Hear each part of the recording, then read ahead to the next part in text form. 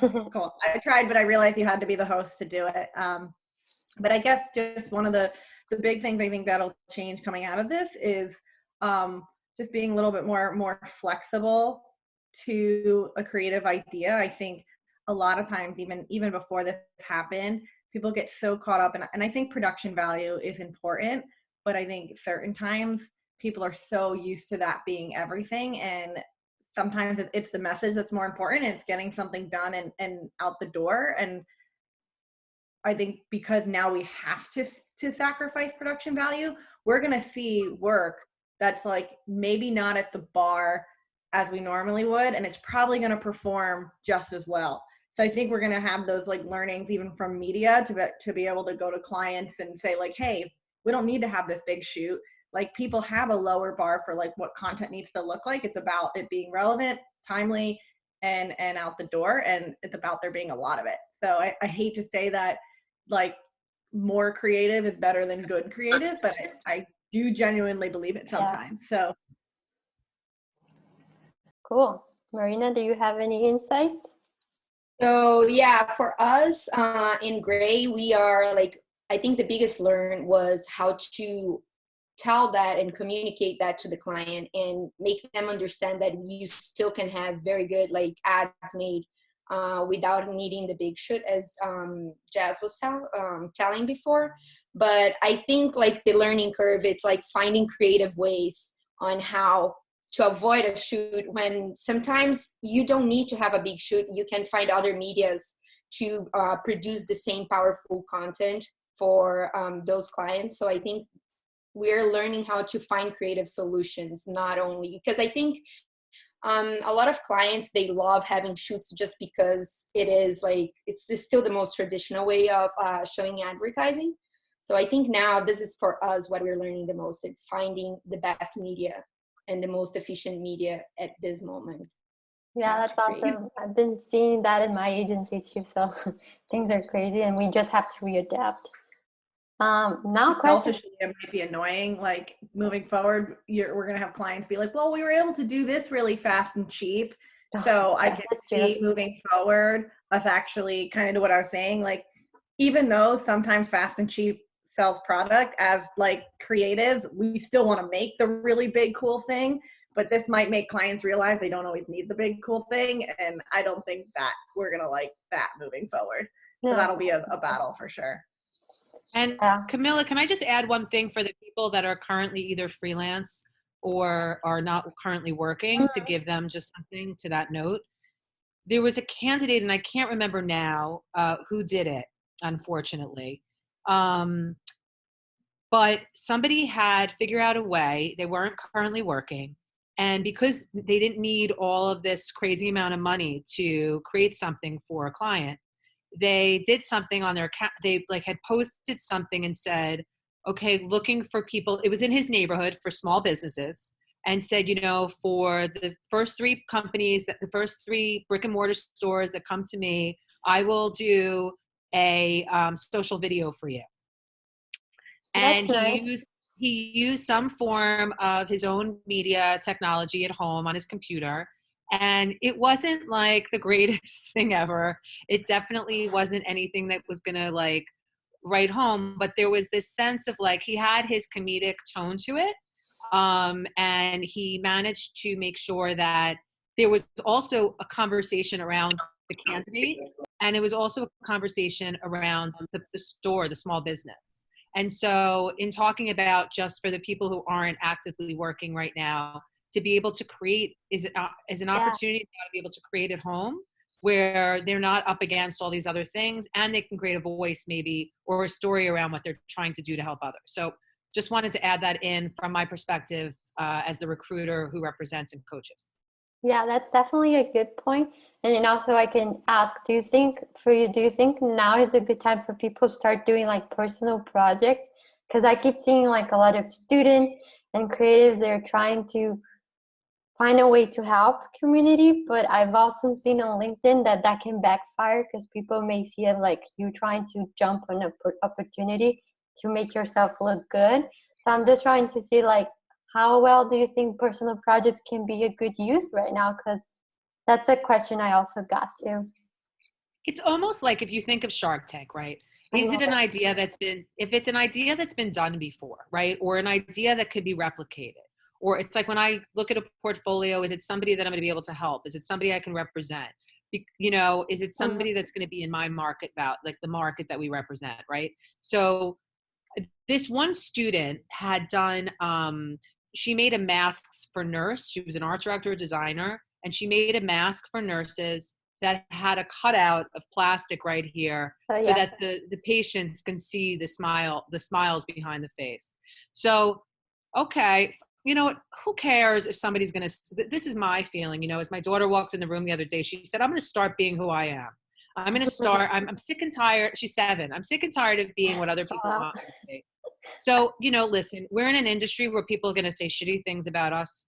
If it's something you feel in your heart, if it's a project that is solely based on this movement, but it's something that's going to do something good or create a message that's good, then so what? Then something good came out of something bad. So, okay. And if it's something that somebody says and enough people make a message about it and it's getting like a bad thing, then you'll converse with your friends or your peer in your community and say, what do you think? But I think it's really important that as long as there's a message and it's something that hasn't been done, why not if it gives back? Yeah, that's really good. Yeah, that's what I've been seeing a lot on LinkedIn, and a lot of people unfortunately are being let go. So they're like thinking of personal projects and also building their portfolio. So I think that's a perfect answer. Now I got a question about how do the creatives feel like for art directors now? What do you expect on an art director's portfolio? That's like I got like 12 questions of these. People are really into building their portfolios right now, so that's good. Let's help them out. I think for now, like we were building our team at Gray, and we had to look for a lot of like juniors and mid-levels creatives. And what I've been seeing on the young art director like creatives, they don't show that much their like skills as a designer. I'm not saying that you need to be a designer, but you do need to know how to manage the softwares. And I feel sometimes as an art director, I was before a junior and I was looking for a job like crazy in the past. And I didn't pay attention on the small details of like on the design perspective. Yeah, And now that I need to find someone to be part of my team that I know I can rely on, I see that each like small detail matters. And I think for an art director, you need to be watching that like so much, because if you are competing with someone who does care for those small details or shows that they know how to use every single software, that sometimes it's gonna like fight against you. So for me right now as a junior, I would say I would like to see a variety of projects. I would like to see how you think, mostly not like, oh, you have produced so many things when you're a junior. It's not true. Like, so we know you're still like one of your first jobs, so we want to see how you think. So for me, it's detail driven and like how creative can you be, like yeah, that's awesome. concepts. And what about copywriter? Because I get a lot of copywriting coming to me, and they're like, should I have a long copy, or like, should I have pages just for headlines? How do you see a portfolio for copywriters? Just Jess, you're mute. Sorry, I know. I even think before diving into the copy part, just one other note for art directors too is that like when Marina says like we want to see how you think, I think it's really important because I think a lot of art directors, even if they do see all like the little details from a design perspective, they don't necessarily put like full campaigns in their book. It's like, because there's a big difference between a designer and an art director. So if you're trying to be an art director and your book is, even if it's beautiful, but it doesn't tell any type of story or it doesn't show that you can do more than like design logos, then it doesn't show that you're an art director. It shows that you're a designer that is applying for an art director job but has never done it. So I think that's just like a really important distinction for people who want to get into art direction to have for their books, because if you can show that you can use the programs, but if you don't show that you can think, then that's a really big deal. It is a very thin line, because so many times, as you were saying, if you have a very strong design skills, people would rather hire you as a designer, not an art director. And I think I was a graphic designer in the past, and I know how hard it is for you to make that transition from a designer to an art director. And I had the chance to work abroad, and I see like each market sees the designer as like sees differently. I think in Brazil, Camilla, you can back me up on this. Designers do like a lot of concepts, but in the States, I don't feel that they have that same opportunity as an art director. Yeah. So I think what Jazz was saying, it's so important. You need to define very clear what are you looking and who you are. Yeah, and also it gets confusing, like Hillary, when you're like looking to help that person. It's hard if they don't define on their portfolio who they are. So I'm pretty sure this might help you a lot. Well, it's not, I mean, I think we can get a sense who they are, like Jessica and Marina were saying, we can get a sense who they are right away based on what they're showing. I think what's really important is that nowadays it depends. Like, it also depends on who the CCO is at the time and the message and who they're trying to hire, right? So like back in the day, and I'm going to date myself because I'm 47, but when BBH was the CCO at the time, he didn't care about the cop. He cared more about the overall concept, and he wanted that the message was heard visually. That was what he was looking for at the time. And so the visual solution was the most important thing. And he wanted it to be able to be felt and understood right away, right? But if you look at sometimes, and now let's go to 2019, let's go to last year or the year before last, or now, where everything became about an experience, right? Everything was about an experience.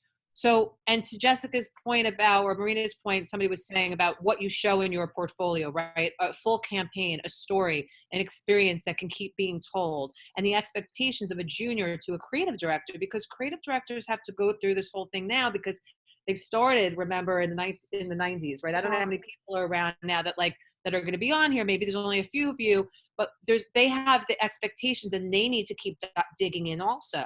But I think the important thing is that what we always tell our art directors that there are conceptual designers and there are visual designers and there are conceptual art directors, right? And there are visual art directors who work more on a editorial side, right? There's so many different ways of looking at it. But in the advertising agency, for me, I'm okay. Like, if you, to your point about like what you should show personally, I think was one of the things that's going to come up later on. You could show those things, but to what Marina and Jessica are saying, like, put that in a different bucket.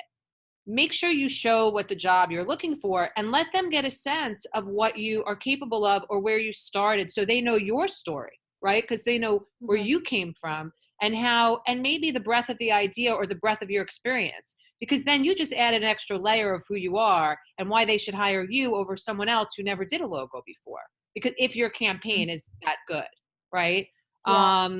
Anyway, and copywriting, to your point, it's really hard. That's what I was trying to say. Some people want to see a lot of long form copy, and some people want to see that you could do like a great headline. Like I said, I'm a failed copywriter. So like I went to SVA. I just wanted to write poetry. I did not know how to write an ad. My brother's a creative director. He worked at Deutsch on and off for 14 years. Like I just couldn't hack it.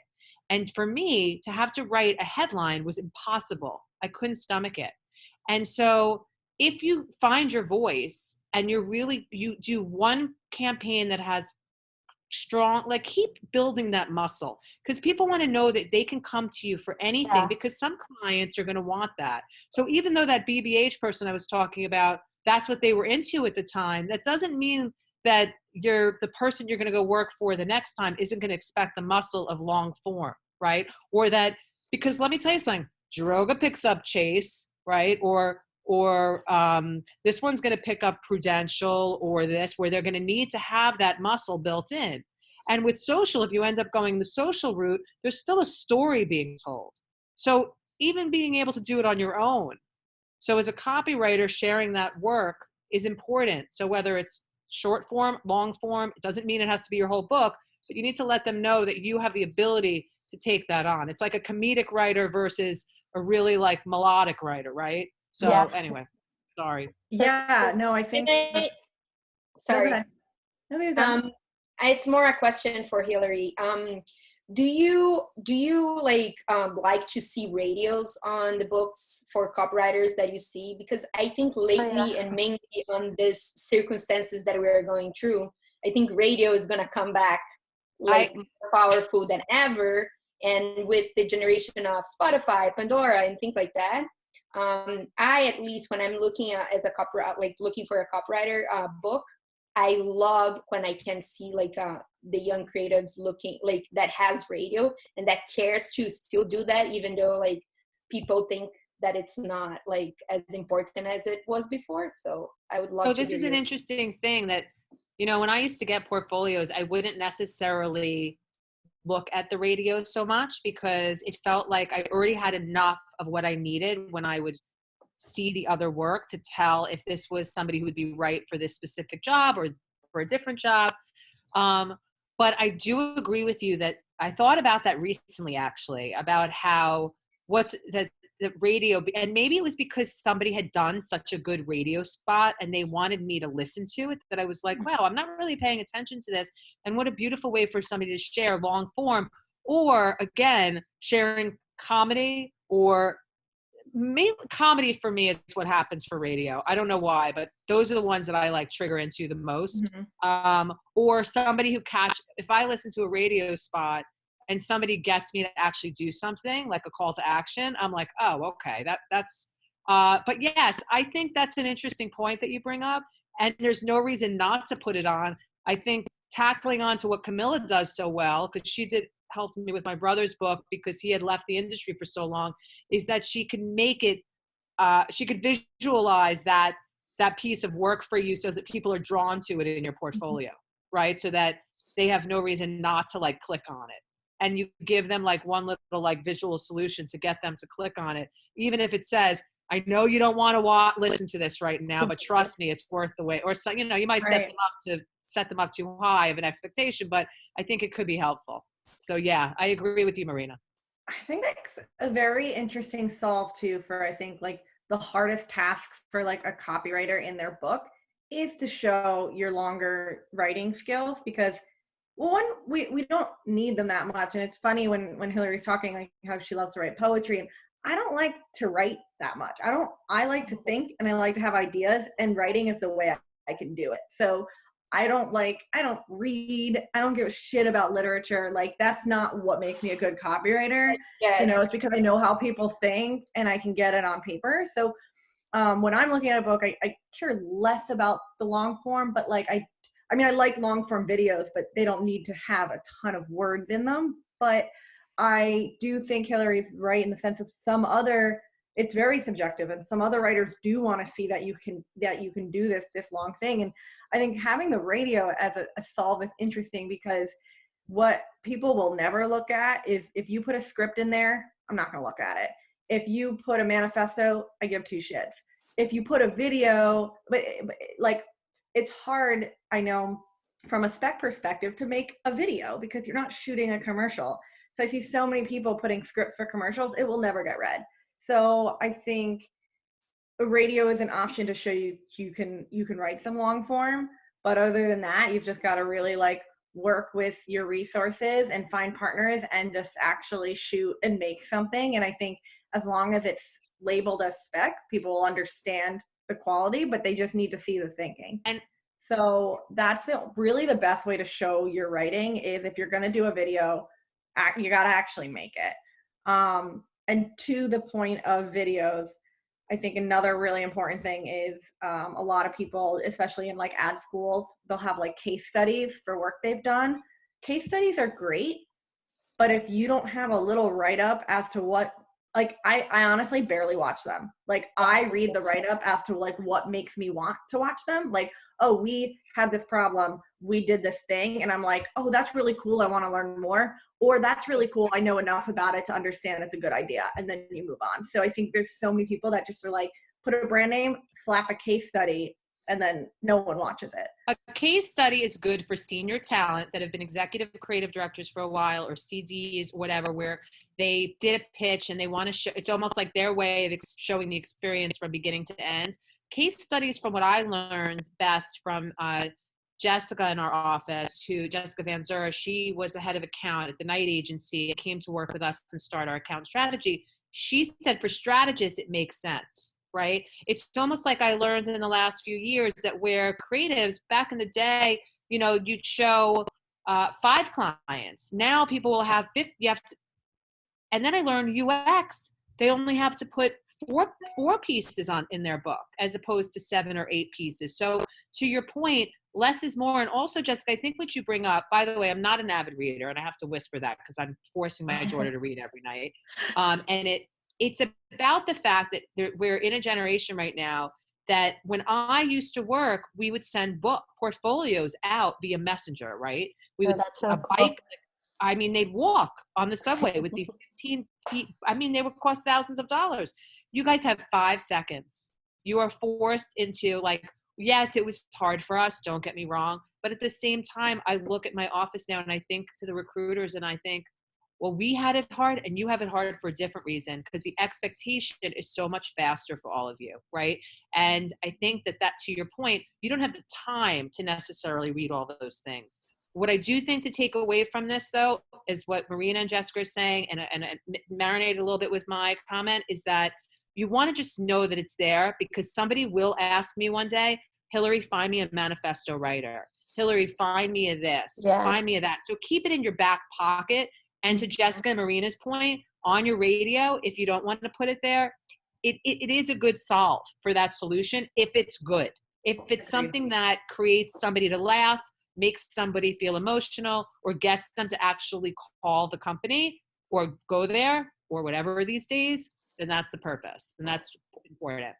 Yeah, that's definitely a good point, because I do have a lot of students that comes to me and they don't know exactly what to show. So they say like, oh, I have a film idea and I want to show. So they literally type the script, and I don't think that helps them. That throws their portfolio off right now. Or they put the storyboard, they present it to the teacher. So I appreciate enthusiasm, but I don't think recruiters or creatives see it that way. So a lot of they said, oh, I don't know how to record a radio script. So they type the script there. So those are things that I see a lot of students do, because they don't have produced work. I mean, they don't have to do their entry level. They don't have to worry about producing stuff, but they end up not treating their spec work nicely too. So for me, student portfolios, that's a question I got a lot here too, is that they don't know how to present spec work without literally putting the slides there or typing everything. So it gets for everybody. The unfortunate thing about spec work, because it's really important, the unfortunate thing about it is you still got to make it. You got to just make it, and there's no way around it. And to the point about whatever student you were saying, had these film scripts for movies or something, that's still really cool. And to what Hillary's saying, add a tab for that. Say, hey, I write films too. Mm-hmm. That's where that type of stuff goes. I think that shows you're well-rounded and you think about things. But for your actual, if you're going to be a copywriter to write ads, that's what your main focus is. As long as you're positioning that stuff as supplemental, then that's actually cool. It helps you out. It makes you look well-rounded. Yeah. I think a lot of my students also comes with a lot of case studies, and the solution that normally I recommend, it's what Jazz just said, or add a blurb or make a board for it, which I know a lot of coworkers and classmates in the past used to hate boards, but I think the board is an awesome solution for how you explain the entire project. If it's one video or if it's a 360 campaign, if I'm seeing that board and it gets interesting enough, that's what it's going to make me click on your case study. Otherwise, if I see case study by case study, I'm like, okay, I already put my time here. Bye. And just for if anyone doesn't know what a board is, I don't know, everyone's level of advertising background, but that's really, it's just a one pager that outlines your idea. It'll be here's the problem, this is the solution, and kind of just a key image for what we'll do this, then we'll do that. It's really just kind of telling the story of the full campaign at a glance. And then kind of below that, that's where you add in the case study video, anything else you built around it. I know I'm sure a lot of you do know that, but I just wanted to clarify. So when we say board, you kind of know. That's the copywriter, and that's the art director. No, but You know what? Honestly, I did not know, because I just think of it as a one pager where they describe it. Because again, I keep going to yesteryear to now, because we weren't allowed to, our creatives, you know, were not allowed to at the time explain. If the idea was not clear, that was it. You know, people that started in early 2000s or whatever, nobody got a chance to say, this was the concept, this is the brief, this was the solution, this was our this was our strategy. Like that, there was no way to do that. I mean, I think it's nice. I mean, I remember when I started out, there was an ad for NPR, and I wasn't very savvy, and I did not know what, I'm embarrassed to say, I did not know what NPR was. And I felt like a total moron. And I'm like, I'm so sorry, what is NPR? And she's like, you don't know what NPR, and I made her feel stupid, which was even worse. But the point is like, that's why in that moment, that would have been a good thing to have that, because not everyone knows everything. And the other thing that everyone has to remember, you're showing your work to everyone, not anyone, right? So, but if there's a job you're really interested in, remember that you can call up Camilla, let's say if she's the one who put your book together, or someone else. And I'm not trying to market her, I'm just saying, because this is what my candidates do with the people who put their portfolios together. If they're not an art director or a designer and they're not putting their portfolios together, then they have to call the person who did. Or they're using Squarespace and they're like, call them for that job and keep it the way that you feel will best present to that job for that week. Because chances are it's not going to hurt you if you submit to 3 places that week. Cater it to the place that's like the one you want to get into, that you're really like holding out for, and make it so that they see what's most invaluable. Like what years ago, I remember I would ask people, where do you want to work? And they would give me the same 10 places. And then it's changed now. It's not like that. So now I say, where do you want to work that will value your work, right? And where would there be some simpatico around that? And that's how you can also look at how you put your book together sometimes. Pull this out, maybe put this in. Maybe you're going to go to you want to work at a place which is not around anymore, which is crazy to me. But let's say you want to go to Barton and you want to work for Jerry Graff, and you're the funniest, you are so comedic. That's what you do. That's your thing. And you have some comedy that you did at, or you did Upright Citizen Brigade, then you should possibly add a little thing to show your content and a little bit more about yourself. That's another way to get across the way that your tone, the way that you come up. There was a guy who spoke at the, the Write the Ratio for the One Club recently, where I went, where all of the people who run like the directors of talent and other fellow recruiters went, and he's the head of Mechanism. And he said, when I sit down in an interview, I don't ask questions. Like someone said, what kind of questions do you ask in an interview? And I was like, oh, that's a good question. And he's like, I don't ask questions. I just see if we could wrap it out. And I'm like, oh God. But it was good. It was like, he's like, I just sit down and I just shoot the shit like we're friends, because if we can't have a normal conversation, and I was like, oh, that's great. Why put somebody on the spot? And he's like, and if we can't, we can, and it's okay. And maybe they're nervous and that will come out. So just keep your book to some degree something that you could also speak to, because some of our candidates have worked at some of the best shops in the world and they haven't gotten the offer. And I'm like, how is that possible? And the recruiter's like, or the director of talent's like, sorry, they couldn't speak to their work in the interview. They couldn't go through their book. Yeah. And I'm like, oh, okay. That's so nice that you're saying that. Sorry, go ahead, Camille. I'm done. I just spoke. That's crazy, because like when I was in Miami Art School, I had the mock interviews. So they're like, oh, you need to know at least that your top 3 projects, and you need to know by heart how to explain them. And I was like, I need to know my own projects by heart? What? Like, it's something like you think you know, but then in the interviews you get so nervous. Like when I get nervous, I can talk like nonstop. That happened in an interview once. Like I didn't even remember talking about my projects. I was literally talking about McDonald's and my dogs. And I was like, Camilla, what's happening? So the guy, like the agency ended up liking me for some reason, and they said that I was a funny weird, a good addition to the team, but that's not a good example. But I was like so nervous, and then after that I was like, okay, Camilla, you have got to practice interviews. So when I moved That's a to, good example though. yeah, Because no, but it was weird.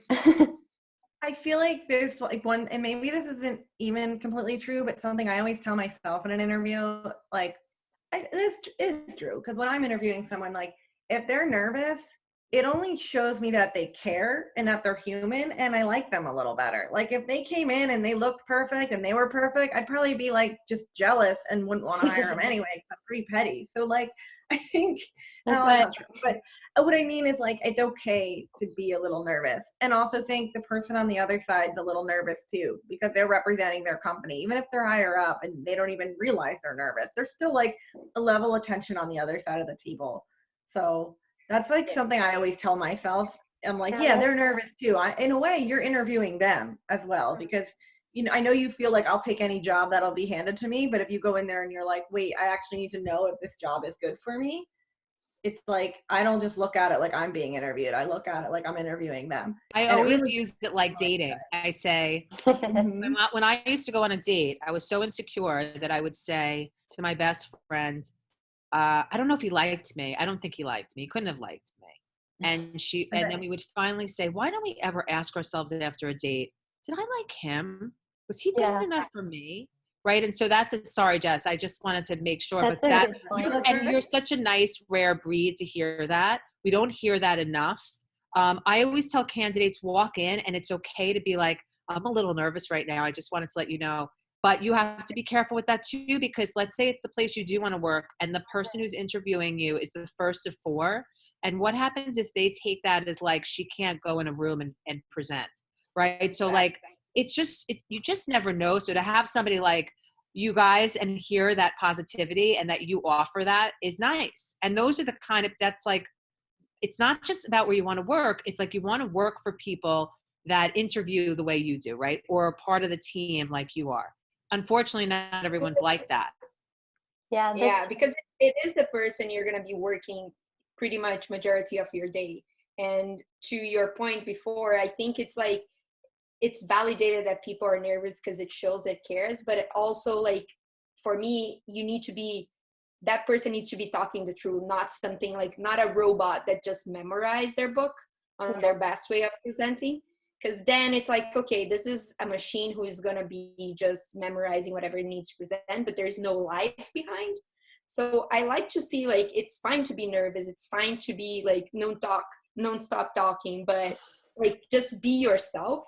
And I love that you were just talking about how you should focus for the, like, try to kind of like plan your book for the agency you like. I teach portfolio class in Miami Ad School, and this is my quarter project, is get an agency of your dreams or the agency you want to work, and you need to create one project that would communicate with that agency to prove that you're the perfect fit, so it shows your true voice. And whenever the recruiter on that agency or the creatives in that agency opens that project, it's like, whoa, he gets us. He's a perfect fit. And I think it's like, it would be awesome if I could see that, like, that one project doesn't need to be the entire book, but it's one project that I know it was perfect for that agency that you wanted. And so it was great to hear that from the other side, not from the creative, but from the recruiter who is looking for. So it's amazing. Oh, that's a good point. One of the questions we got, and I think it's related to what we were talking about, how important do you girls feel like the about page is? Because some people, they go straight up to their experience. They don't even have like a quick blurb to talk about themselves, to present themselves. So do you think about page, for me, it's my personal, my favorite part of a portfolio, because it makes me get to know the person a little better. Not the boring stuff like where do they work. I don't want to know that, but I do want to know like some quirky things they do. Because like on my portfolio, I like to mention my McDonald's menu, but that's just me. Because if you talk to me, you know that I love McDonald's. But then I never thought nobody read that, to be honest. And then like this agency reached out to me, and she's like, "Oh, I love McDonald's and Diet Coke. Do you want to come and have a Diet Coke with me?" And I was like, "Oh, she read it." I never thought people read it, to be really honest with you all. But I thought it was nice because she found something in common with me, and she used that as a conversation started. So how important do you girls feel like the About page is? Do you read it? I think it's the most important part of your book because, again, you're going to be working with that person majority of your day on your everyday, so you spend more time with that person than your like own family. And I think it's your chance to show who you are. And I'd love to see those like quirky things that you were saying, more than just saying like where I'm from, where did I study, and this is what I'm looking for. Like if you can translate your personality or your spirit in that like short paragraph, it's what gonna make the change in your book, at least for me, because you can see great like candidates and sometimes you don't know how to pick. And how do you pick? It's the person that you're gonna get along the most, Yeah. right? So at least this is my point of view. But Interesting. That's good. What about resumes? What do you think? Like, Hillary, do you download the resumes? Like, because we got a question that says, are all portfolios submitted getting to the leadership team, or is that a bot that's filtering keywords from the resume? So how important do you think the resume is? I think that the resume, so I want to go back for a second to the About page, just for a second. I think the About page and so many other things about you have so many ways to capture their attention. The About page is one, right, where you really can have an opportunity to show your creativity. Candidates will often say to me in their About page, I'm a creative, strategic, driven person who's has a really blah, blah, blah, blah, blah, blah, blah. Before I know it, I'm gone. I'm like, okay, that doesn't matter. So that's one lost opportunity right there, right? Because remember, let's say the work isn't exactly what they're looking for that particular agency, right? Because if they're going to hire you, they're going to hire you, right? So we don't have to worry about those places. But if let's say it's a place that will hire you, but let's say you're like up against one person, let's call it that situation. We have all these different opportunities to get into a place. One person sent me their work. I like the thing you talked about with the McDonald's, but then someone else sent me this thing where they said across the top of their page, they wrote basically their name.org, and they said, we cannot get, this is going to be the best.org site you'll see all day. Like, because they knew that they could not get a .com, and they basically apologized for that, and then said this is going to be the best.org site you'll see all day, right? And immediately I was like, okay, they have a sense of humor. They're bashing themselves a little bit in a funny way. They're having that sense of humor, and it was just another moment of them capturing my attention and having a way to do that. Now, back in the day, there were these two examples, and recently there have been examples of way that people have done that, and I could share that afterwards. But I do think that the resume is as important. It's important, obviously, I look at it, but look at Jessica and Marina, like, agencies don't matter so much anymore. If you looked at certain agencies in my time, we wouldn't look at a Vayner the way we look at a Vayner now, right? We look at a Vayner with this like, it's a different time right now, right? Whereas I think one of you worked at Wonderman in your past, and but it was different 20 years ago. Okay. It was different. It wasn't the same thing. Everything changes over time. If you look back at Gray, when 2001 hit, it was an opportunity that they rebuilt up and pulled in people that they could never get. Yeah. And then look at what happened 7 years later, okay, or whatever, 6 years later, and then they brought Tor in, and then they did that. Everything changes. You cannot look at this like a static situation, right? So the other thing I want to say, because I got off a tangent a little bit, is you need to look at your book as an opportunity. So the resume is important, but you can't do anything about it. What you can do is make sure you let them know how many people you've managed, if that's the position you're in, right? Okay, how many people, somebody said to me the other day, I'm coaching someone, he said, well, I've managed upwards of X, he's been freelance a long time. He said, I said, how many people have you managed as a manager consistently? And he said 10. I said, because at first he said 31. I said 31. He said, on a project. I said, okay, so mention that, because that's editing, that's that's the shoot, that's whatever else you're doing. So here, the resume is as important as it is as you're going to give them details, right?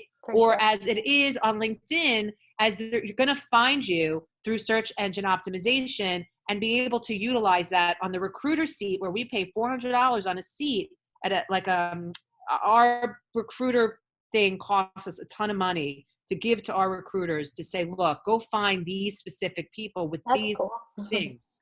Yeah, but to that point, I think one of the questions that she had brought up was like, and I used to wonder this too, like when you submit an application like online, when you like upload your resume, is there a database where it searches for keywords? So that I don't know, because from what I've heard from my friends who've worked anywhere from, your Widens and your Drogas to your Grays to, you name it, to your client side, right? Not for them. A lot of them, they just go through and that's it. If they might have a specific tracking system, some of them. Where they do find that is when they work and they pay all this money. All of them have there's something called Recruiter Lite, and there's something called like the True Blue Recruiter that we get, where we can literally sift through. So if I do a search and I put everything in and I put all these words in, I might get 1,000 people. But if I look under the people likely to respond, I might get 500. If I put in that same thing and those certain people clicked open to new opportunity, I might get 100 or 20. And that, I don't know if I want to I likely will go to those first 20 first just to sift through their work. Yeah. But the point is, on the in-house side, when they're not using LinkedIn, they're using LinkedIn anyway. So they're using keyword searches. But if you're submitting, to your point, Jessica, different, like if you're actually submitting, they might have a tracking tool. They might have a data system that they can use, but it's not what I've always heard. And often a lot of it is also how you're networking. So for example, somebody called me yesterday and she saw a position open at Amazon.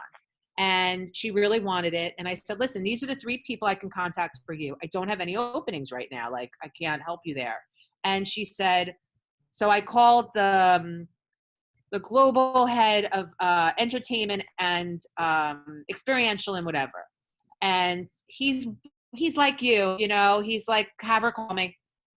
The job's not open anymore, but let me tell her the way of the land at Amazon, have her call me. So utilize, yes, your resume is important. Yes, your LinkedIn's important. Look and see who your connections are. See who you might know. Email me and ask me if I know someone. I'm more than happy to. If I think that the work is not relatable to the company that you're looking at, I might say to you, listen, I don't feel comfortable making that introduction, right? I don't know that I see that there's a fit there yet, but I'll be able to give you the direction. But you have to, I always tell candidates, definitely apply and you make sure your LinkedIn has everything you've done without going to nauseum.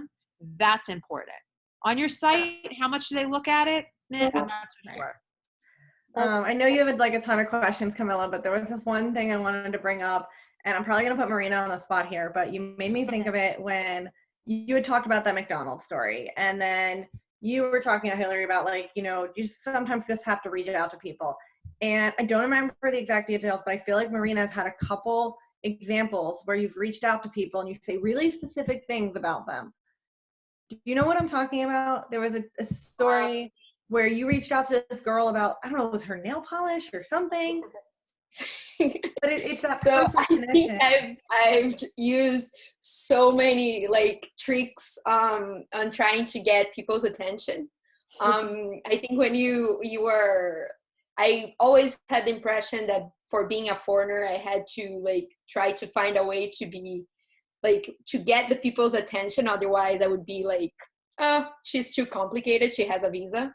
So I used to like kind of check each, I don't think it was the nail polish because the nail polish was the way I approached them. I had a weird nail polish. I was fan of the movie Jaw. So I had a drawing on my nails, and I saw that one of these recruiters saw like just post something about jaw. So I sent her, the subject was art director with the jaw nail. And she answered back because it was kind of related, because I had her on Facebook. And after a few years later, I reached out for the same person because I saw she posted something cool, or like, I don't think it was because she got married, but she posted something cool about her life or career. So that was my way in to communicate with her. Like the first thing I talked was like, congrats for this.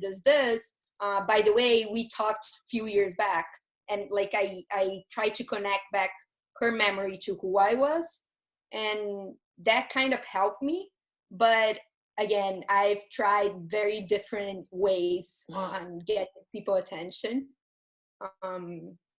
Yeah, I don't know if I that just love answered. that story. I think it's a good example of like just finding like a personal thing to connect on. It's Yeah. not, you don't have to be super weird. I'm not saying go and like paint yourself in gold like some people do, but like finding that little thing is like, it's key to get noticed. I think it's also more than just the person, it's the agency also like find a way. So I would like to give an example. I don't know if all of you know the agency Don't Panic in London. It's a very cool shop, and they were doing amazing work back in my time when I was looking for a job. And this girl, so when I was in school, someone told me that leave behinds and stunt was something great if you do the right one to start a talk. And this girl for Don't Panic got and draw herself like like the dead mark, you know, in the streets of the crime. And she lied there and said, "Don't panic, I just want an interview," until they gave her an interview. Oh my God. So like there is levels of like how far do you want to go. I did myself like a ping pong challenge where I sent like ping pong paddles to the agencies that I knew that had ping pong like tables, and so I would give them an option, or they give me an interview. Like I challenge them to play a match. If I win, they would give me an interview. If I lose, I wouldn't bother the entire agency for 18 months. That's amazing, Marina. So There's so many. That is so great. I cannot tell you. I'm so happy to hear that. I thought all of these things somehow weren't happening enough, and it's so nice for you to share them. And I think it's important because it's another opportunity to show agencies or client side that you do what you do well, because again, it's another call to action, right? It's another way to get a customer to write, to return, to do, to bring you in, to buy, to hire, whatever.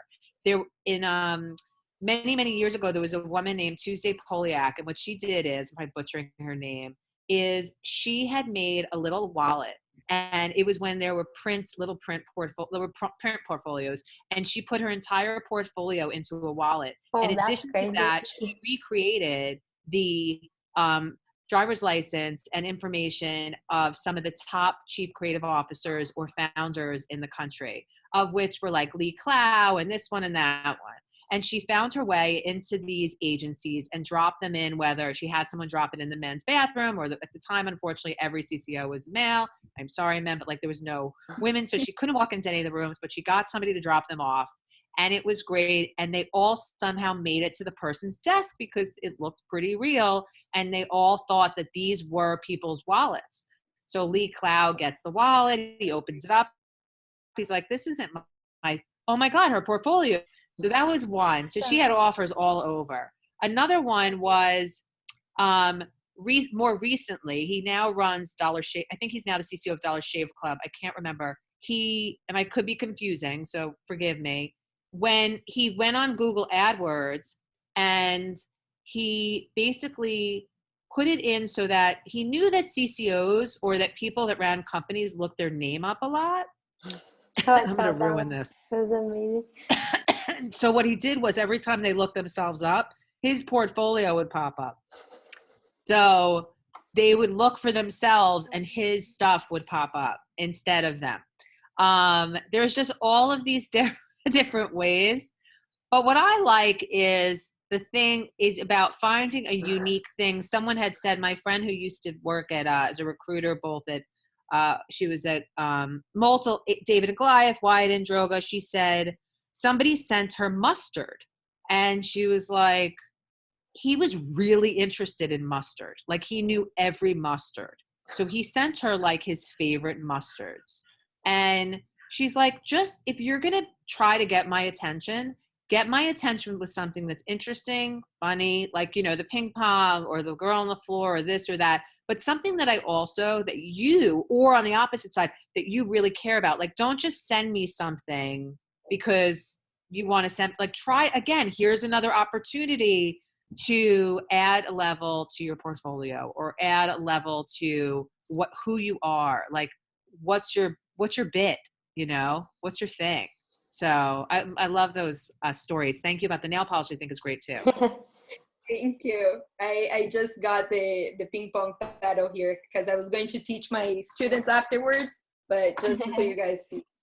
Oh, I love it. That's amazing. Awesome. It came with a letter and a little ball. Oh, I love it. That's really cool. We have some questions that we got here on the chat that I'm just going to read, and then whoever asked that question, feel free to chime in too if you have anything you'd like to add.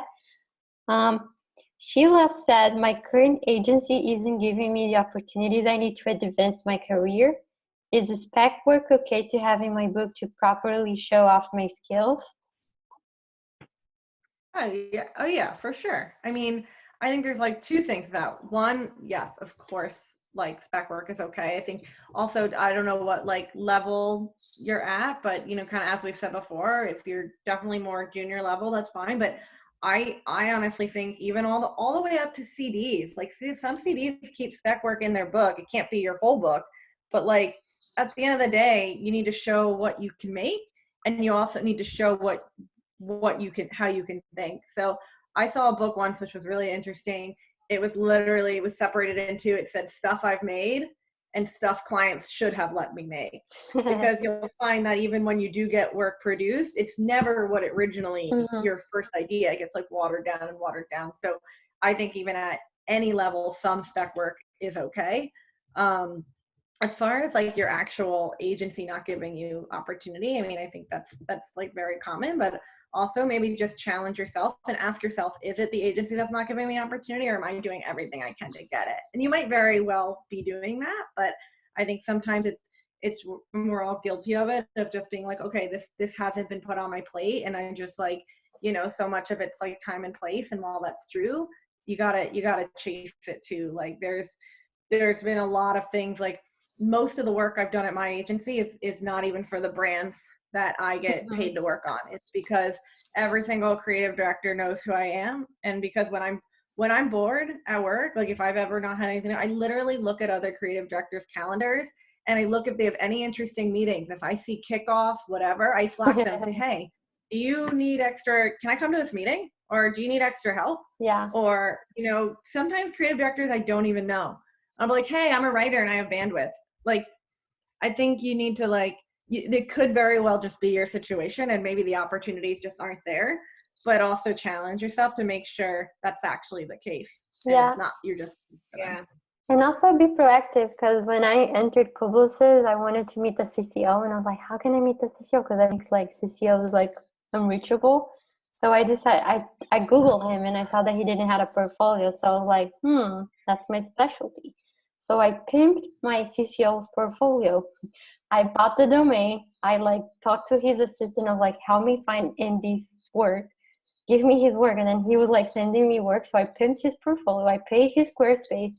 And then I was like, hey, pimp your portfolio on the email. And then he replied.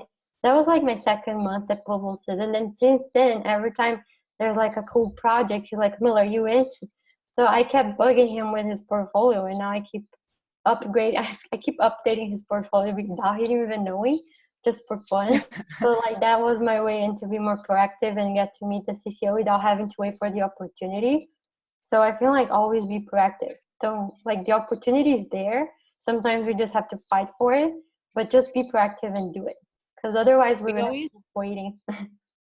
And doing it by showing value, I think, is important. I think a lot of people, they ask, it's the difference. The question of how can I help versus can I do this is really, really big. Because I think even from like a job search perspective, when you're like, what can I do for you? It's like, people are like, well, I don't know. What do you do? Or blah, blah, blah. You have to make them work versus if you say, this is what I can do for you. It's like, even from a job search perspective versus in the workplace, like, hey, I noticed you have this project. Can I do this thing for it? Yeah. And the more you explain your value, so what Camilla did, instead of just saying, hey, to the CCO, I'd love to get on your radar for opportunities, that's fine, but that doesn't offer them any value. But if you either, like what she did, sent them something, or if you had heard in the hallways of, oh, there's this big pitch coming and you want to be on it, but you don't know anything about it, messaging and saying, hey, my weekend is free. I don't know if this is a tight turnaround, but if you need extra hands, I'm in. Like, so always doing it with an exact way. If you have to make someone work for you to help them, then you're not really helping them. It's so important. I mean, like, that is one of the most important things that you guys have shared today. Everything has been so great, but that especially because, you know, a friend of mine recently, her husband had, and I like to give personal context to things, so forgive me if it's not your thing, but her husband had a heart transplant and he's doing well so far. So everything is good. But she said, you know, a lot of people are asking me what they can do. And it's like, I don't want to tell them what they can do. Like, I just want them to either like send me some dinner or put some babysitting, or just like, because people are weighted down, to your point, Jessica, they want you to take the weight off of them. And the other reason why what you said is really important is I went to LinkedIn because we started a coaching practice. I needed to familiarize myself a little bit more with LinkedIn and what was so important. And underneath your name, everyone says their title again, but it's already written down below. So she said, under your picture is another opportunity for you to tell people what Jessica just said, what you can do for them. What can you do for them? Not, this is what I do, like 900 other 1,000 people. This is what I can do for you. Yeah. So and I use my brother as an example. He left the industry, and one day, every day for a year, he wrote a meme, and he ended up with well over 100,000 followers, right? So he ended up becoming an influencer within the meme community. And so here he was, he no longer had his crazy commercials anymore. He didn't have all this stuff that he was used to, you know, and he was like, what do I do? So I was like, let's take that piece. So what we did was we changed underneath his name and we wrote, you know, his whole very empathetic guy. He's a sweetie pie, you know, so we added some parts about that, but then we said 125,000 plus influencer, blah, blah, blah.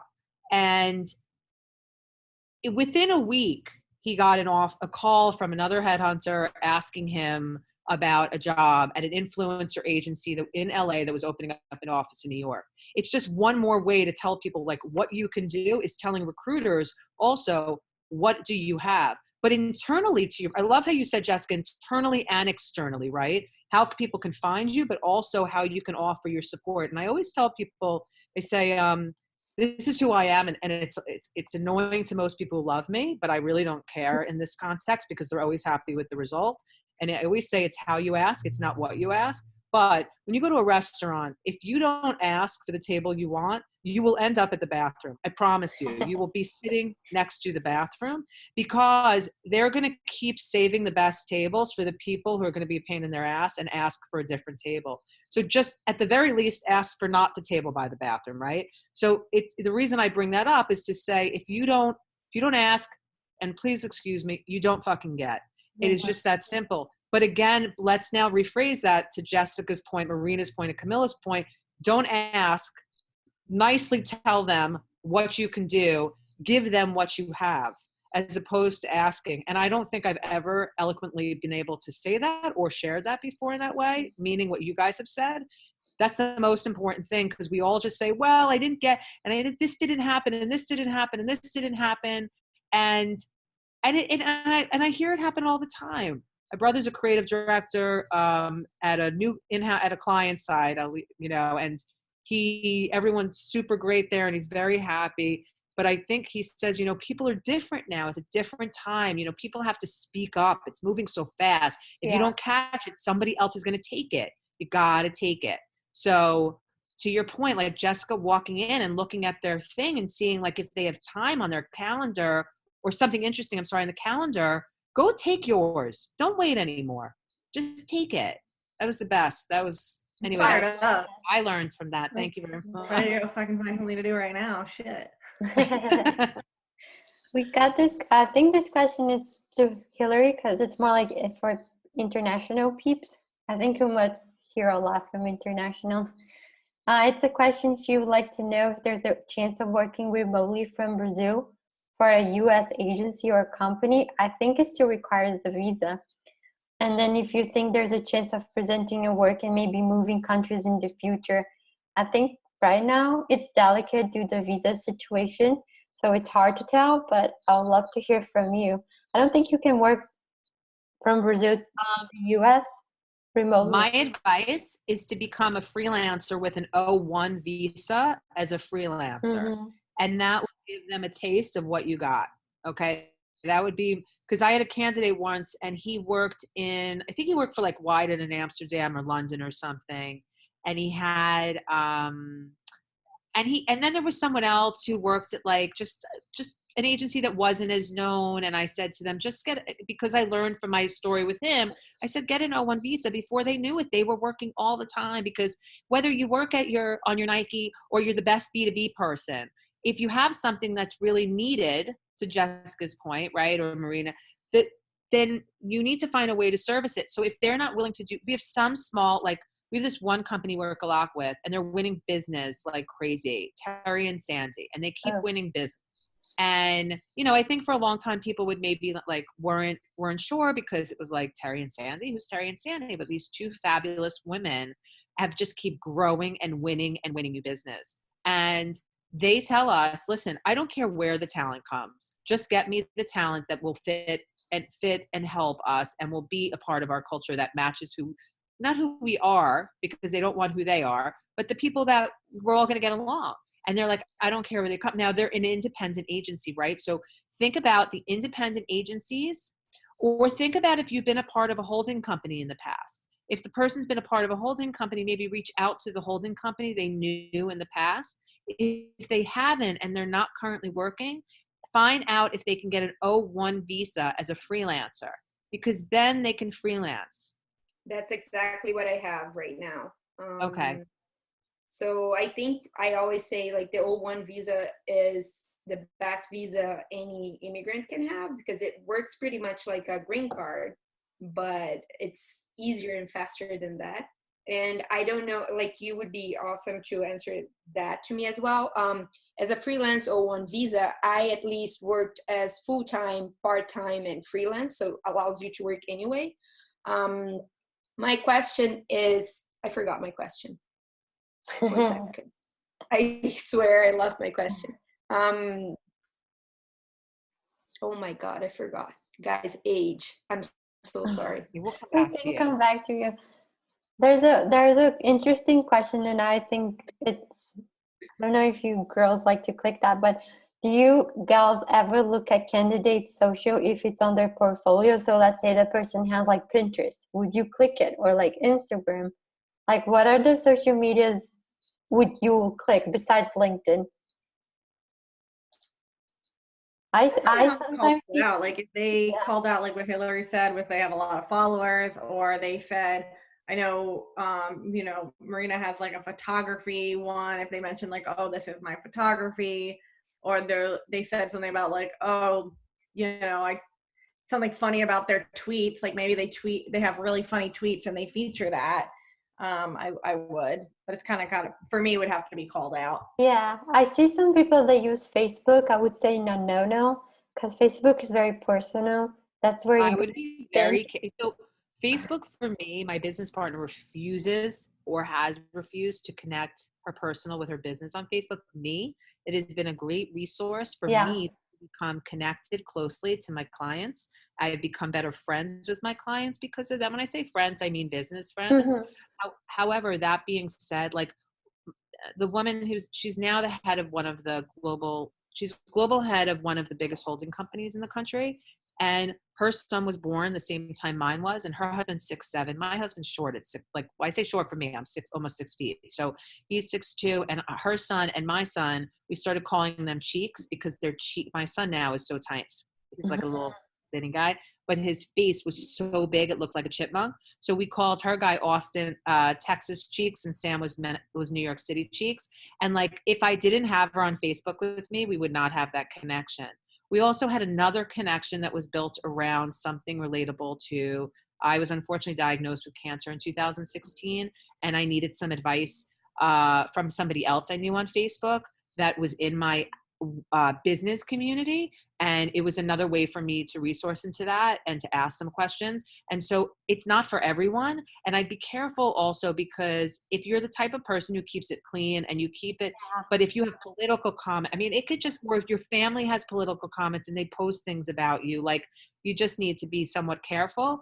But the Instagram thing I think is great. Yeah. If you're a photographer and it's something that's like really like interesting, or it's something that's really important to you, but or if it's like, make it like something that you care about, if it's going to be something other than like an Instagram. But like, my Instagram is my kids, and it's also important messages, but it also makes me human. So I would actually, if I was a creative, I would put my Instagram on, because I want them to see that I also have, even if when I was single at 36, my cats were my life. They were my husbands, they were my life. But if I had great photos of them and I put all these fun things on there, that's who I am. That's, I was getting my master's degree. I was learning about different things. I wanted to be a social worker. It shows who I am personally. Yeah. And Hey, also, Camilla, sorry. Can I interrupt, guys? I just want to follow up with that question really quick.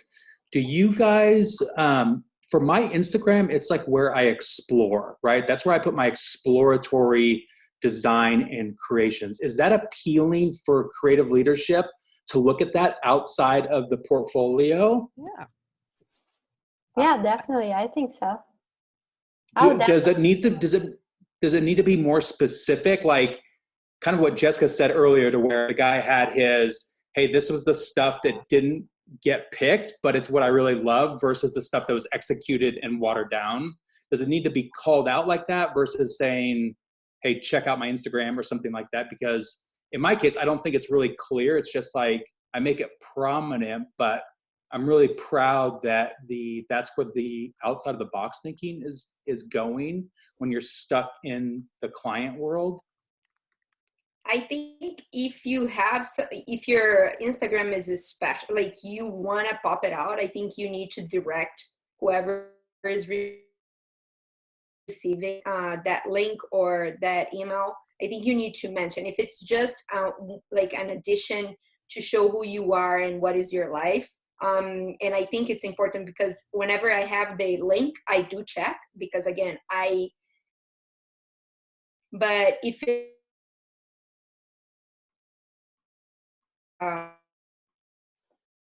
it's about, like, mentioning about my photography, just point out, like, make sure that the person is going to pay attention, that the Instagram, it's an important link for them to check. I think like specifying does help. Like, even if, it is your Instagram, right? So like, no one's going to judge too hard, as long as like you have a portfolio and it's just your Instagram. But if you are going to show it, like, make it work for you. Like, for example, like, I have a creative director, and he's an art director, but his Instagram is all his like illustrations. He's not marketing himself as an illustrator. So even his Instagram tagline says art director, but sometimes I like to draw, and it's just like clear that he's like not saying like, this is my art direction skill, this is what I've creative directed, but he's just showing that his Instagram is like fun drawings that he likes to do, So I think he like literally put like, he's like, it's like creative art director, creative director, like New York City. Here's my Instagram, like I like to draw sometimes, or something like that. So I think even just saying like, you know, yours is like what you were saying is like a lot of just like what's inside your head. Like even just saying like, maybe it's like, I do blank for a living, but here's what else is inside my head. Like just some type of, so they know what they're looking at and they know why they're looking at it versus maybe them thinking like, oh wait, is this another part of his portfolio? What am I giving them a little directive? Yeah, that's a good one. I think we're almost like an hour and a half here, so I think we can start wrapping up with some questions because I don't want people to be bored. I hope they're not bored because this is fun, but you never know. We have a question here. She's a Lauren. She's a designer with 15 years of experience at agencies, but on her portfolio, she has a mix of brand campaigns, website designs, logos, and product designs. It's a lot of things. I'm finding when I interview, it's always that I never have enough logo experience or enough product design experience. Is it better to be specialized or have a little of this, a little of that? I think, my opinion, it depends on what is the job description too, because sometimes it requires more design, like product design. So then yes, you would have to have more of that. But I think for me, it depends on the job description. I think this goes back to what we were saying before about like, don't ask people, what can I do for you? Because I can do all these things. Mm-hmm. Tell them what you want to do for them. So I don't know what job you're applying for, but if you can do all these things, that's great. But you know, want to do product design, make sure anything you have that's product design is front and center. And like, it could almost seem like maybe you do have enough of that stuff, but because there's so much of the other stuff, that stuff feels like there's less of it. So, you know, maybe even just look at a numbers proportion. Because if you only have like a few pieces that show the type of work you want to do, like put those front and center. They're gonna and maybe like try and group the other things away, because they'll look at that number as intentional. They'll say, okay, they're just showing me their best 6. They're not just showing me everything they have. So I think if you make it look more curated, even if it's not, I think that's even like a good way around that. I think that's perfectly said. The right word was the curation of it, right? Making sure. Another thing you could do is what we talked about earlier is, and Camilla just said it, when you're sending, it depends upon the job you're sending it to. So if I call someone and I need, we were hiring, I think it was my business partner got HelloFresh and they needed like a senior designer or something, right? We needed a lot of packaging too at the time. It really depends where you're sending it to. If you're sending it to either a client side, or you're going to send it to Collins, or you're going to send it to one of those high-end design firms, it depends versus if you're sending it to an agency. And because the agency may not need a ton of packaging versus a Wolf Olins or something, right? It really depends where you're submitting your work. The other thing is you could do it based on client, even as a designer, see how much, because I always like to see like a campaign. Like back in the day, we didn't do that, right? We didn't do, I'm such a back in the day girl today. We didn't do, we didn't have the opportunity to do it online. So it was like you had your print portfolio and the reel. I would always split up the reel. I wouldn't put the campaign together. To me, it was like, I needed to I wanted to see the next thing. I didn't want to see the same thing. But now I'm like, how do you take a campaign away from each other? It's like, what happens if they go to lunch and then they forget what they've seen? They need to see the idea. Nobody goes to lunch, but all the way through, right? They don't let them lose the concept. So sometimes putting the campaign together, even as a designer, if you did the logo, did you do the color book? Did you do the brand? Everything you did for them will let them see your body of work across the entire story. I think that's important. And sometimes, let's say one client doesn't have a logo for it. It's not going to be as obvious if you're showing 2 logos and you have 6 clients. Maybe they won't pick up on that right away. Yeah, that's perfectly said. Because I do have a lot of design friends and they always have that same question. It can be tricky for designers because their work ranges from a lot of different types. So it is kind of confusing. I have a question from a portfolio student here. Cheryl, she's a school portfolio in the advertising with a storyboard niche. That's cool. from Academy of Art in San Francisco. Is it very difficult to get past the phone interviews with HR? What are some tips to even show the portfolio and ideas you have? First of all, I think you need to have if you have a portfolio, you can send it to me and I can review to help, because I tried to understand a little bit of this question. I assume you have a website, so you just need to organize your thoughts and your work. Just trying to understand a little bit of this question. I think the thing to do also is if you're going to, are you going through HR, or are they going through the recruiter, or are they going through the hiring manager? So HR is hard because it depends if it's like a benefits administrator who's being asked to just find a storyboard person, or is it the head of, sometimes storyboard people can be like the most important person. It's not the most, it depends, like in the most important person to get that idea across. And sometimes it's not going to be, right? Everybody plays the most important, like, quarterback depending upon what day of the week it is. I think what's really critical is how you present yourself. Like, you could set up your LinkedIn and your portfolio and make yourself like the greatest storyboard person there is. Like, you just have to, like, again, brand yourself and get yourself out there. So let's say you did, and to Jessica's point, it's all about curation, and maybe you step away from HR a little bit. And there's nothing wrong with HR. It's like, but finding out, are you submitting to HR and that's how you're getting in? Or are you being called from HR? Because if you're getting called from them, why wouldn't they meet with, like, have an interview with you or something? And if they're looking at the work and they're calling you, it doesn't make sense that they wouldn't meet you. And then I would say, let's look at more of like the interviews or the phone conversation skill set, because that also would play a part. And sometimes HR might be, maybe not this day and age, but might be a little bit more of a, more of that corporate feel versus the creative internal recruiter or director of talent. And you might want to go directly to the head of the studio versus, or the head of the arts department, the head of the art, head art person, or a creative director for that. You got to know, you got to strategically get in that way. Yeah. To who you send, it's also can be a game changer. I think you need to change to HR, send to HR anyways, but like, think about it, like, after the HR, who's the next step? Who's going to be reviewing your book? So that if you call their attention first, if they have an opening, he's going to remember you. I think that's pretty much in agencies or design studios.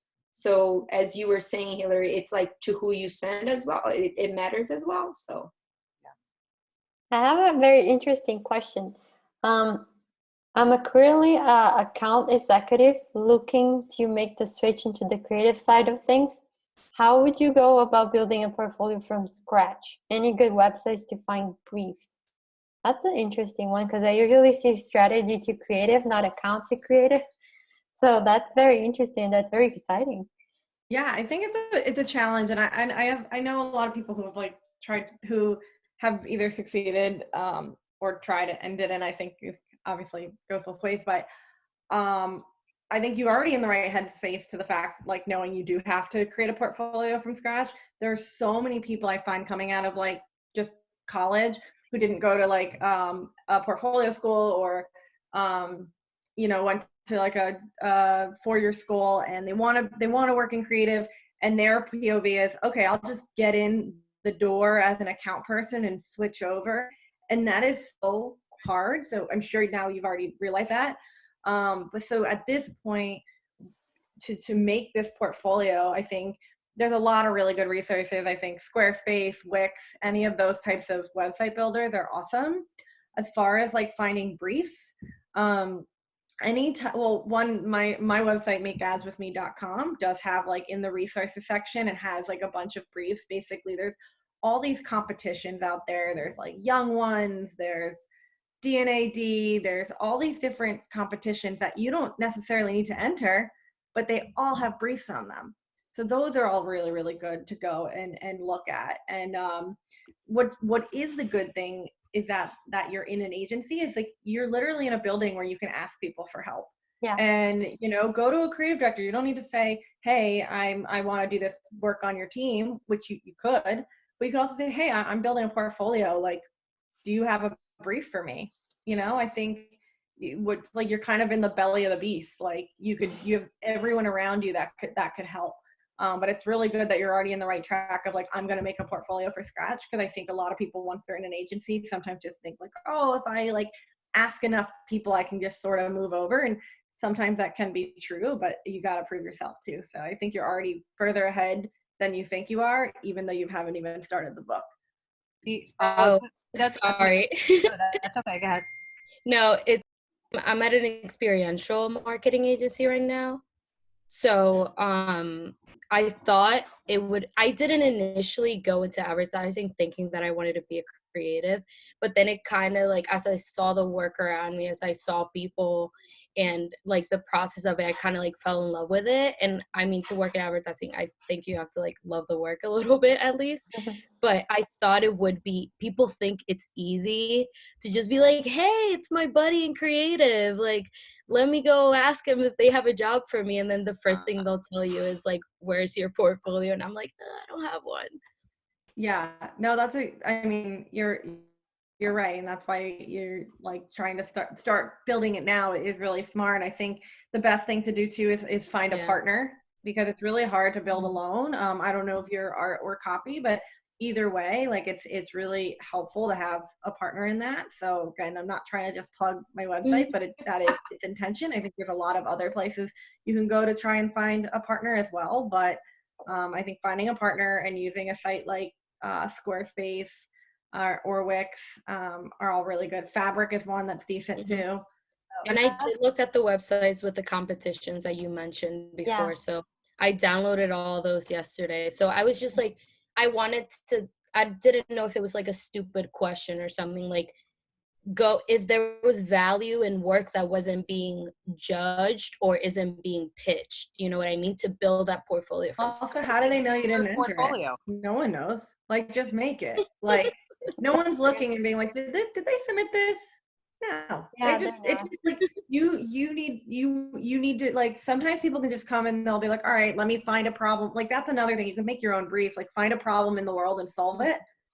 None of them have to be like a deep philanthropic thing in the sense of like people's fingers get greasy when they eat fries. So I'm going to make up an idea for like fry-free fingers. That's a terrible idea. But you know what I mean? It's just like find a problem and solve it. Yeah. And I think that you can make your own brief a little bit that way too. And usually people always get stuck like, I want to create something for Airbnb or Nike or iPhone, like Apple. Like, don't stuck with the big guns. Like, try to find the solutions for the things people would never try to think of. And that's a good way for you to start practicing too. Because like Nike already did it all. So let's try to get away from that and do work for the big, like for things people never even thought of doing it for. That might be a good tip. I think it's really important to consider this too. Okay. So there's there's 4-year institutions and then there's just a class, right? Mm-hmm. So the reason I'm a failed copywriter is because I took 2 classes. SVA was run. My dad's dearest friend growing up was the chairman of SVA School of Advertising and Design for like 30 years. He just retired. And that's why I'm in the business. That's why my brother's in the business. It just wasn't for me. I couldn't do it, right? So why? I took 2 classes. And I left after the 2nd class because I did a terrible poem in a class for like Coke versus Pepsi, okay? And the next thing to consider is,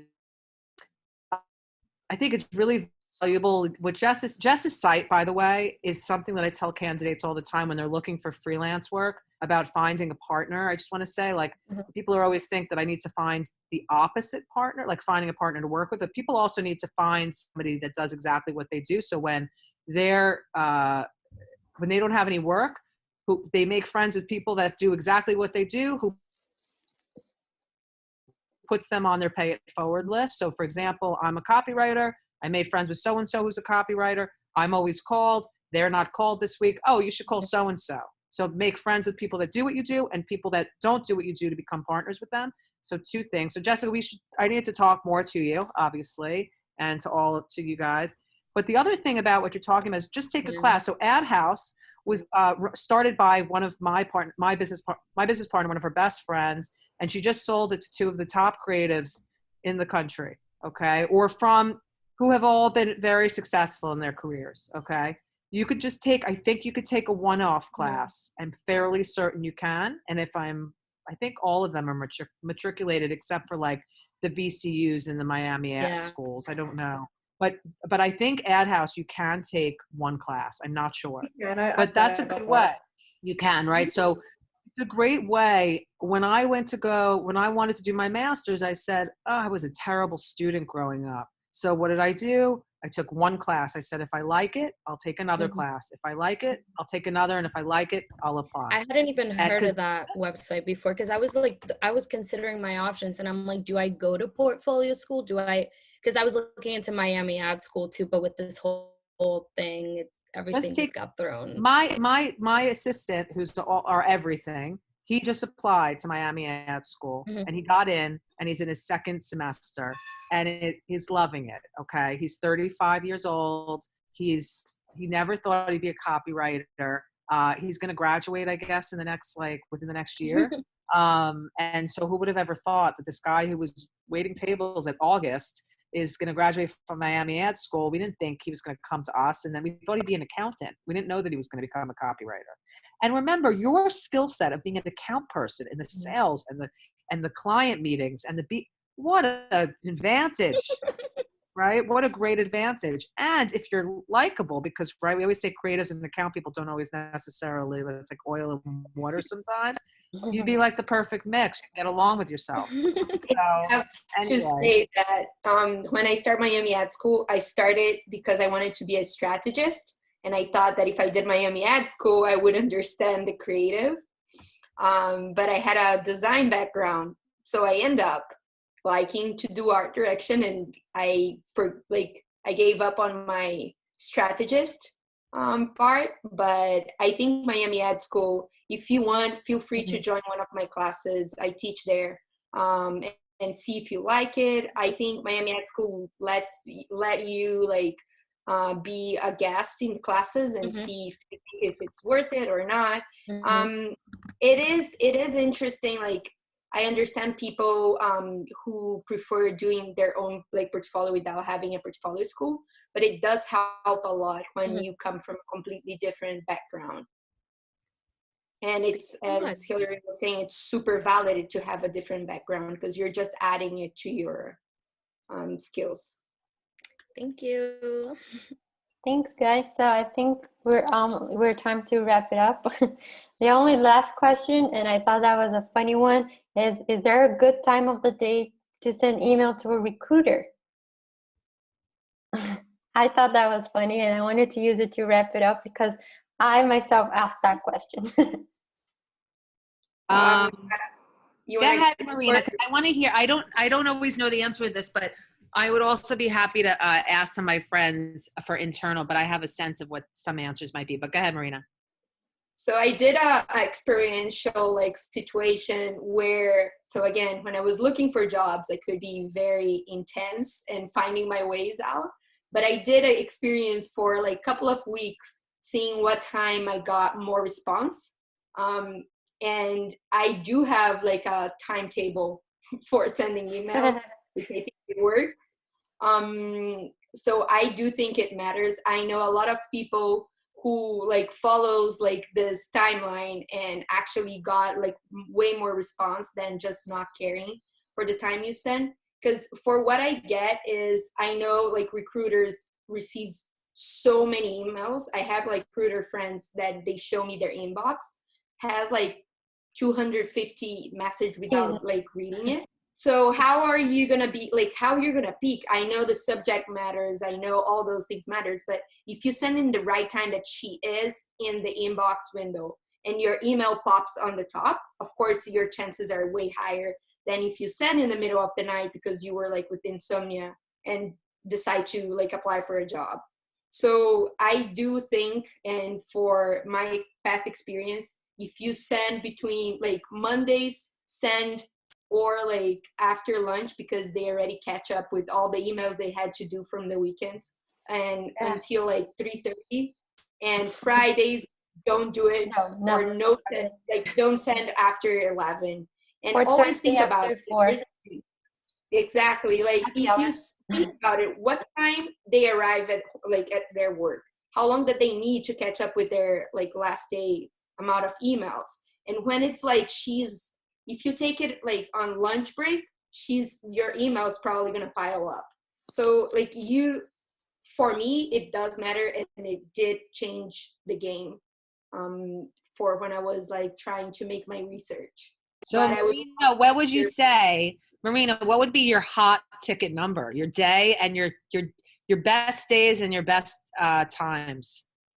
I would say Tuesdays to Thursdays, between 11 to 3:34. Never lunchtime.